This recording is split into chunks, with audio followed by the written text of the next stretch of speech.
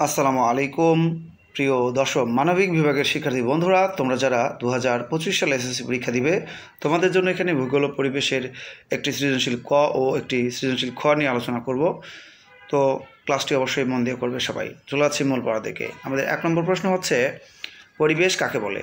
2 নম্বর প্রশ্ন হচ্ছে পরিবেশের উপাদানগুলোর মধ্যে পারস্পরিক সম্পর্ক ব্যাখ্যা করো। বন্ধুরা, 1 নম্বর প্রশ্নের উত্তর হচ্ছে জীব সম্প্রদায়ের পারিপার্শ্বিক, জৈব, অজৈব ও প্রাকৃতিক অবস্থাকে পরিবেশ বলে। 2 নম্বর প্রশ্ন হচ্ছে পরিবেশের উপাদানগুলোর মধ্যে পারস্পরিক সম্পর্ক ব্যাখ্যা করো। উত্তর: পরিবেশের উপাদানগুলোর মধ্যে অবিচ্ছেদ্য সম্পর্ক বিদ্যমান।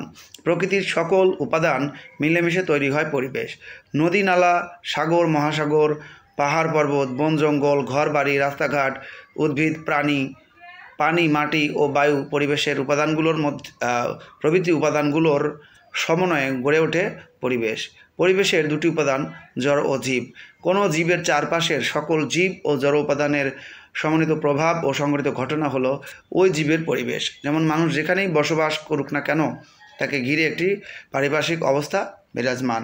তাই স্বাভাবিকভাবে বলা যায় আমাদের চারপাশের উপাদানগুলোর মধ্যে একটি নিখুঁত সম্পর্ক রয়েছে। সুতরাং পরিবেশের উপাদানগুলো পরস্পর সম্পর্কিত। শিক্ষার্থী বন্ধুরা, এখানে ক্লাসটা শেষ হলো। ক্লাসটি ভালো লাগলে অবশ্যই একটা লাইক দিও, পারলে বন্ধুদের মাঝে শেয়ার করে দিও। তোমাদের সামনে রয়েছে টেস্ট পরীক্ষা এবং এসএসসি 2025। অবশ্যই ভালো করে পড়বে। ভূগোল ও পরিবেশ এই সাবজেক্টটা কিন্তু অনেক ঝামেলা আছে, অনেক পড়তে হয়। তো অবশ্যই ভালোভাবে পড়লে তোমরা ভালো রেজাল্ট করবে। সবাই ভালো থাকো, সুস্থ থাকো। আল্লাহ হাফেজ।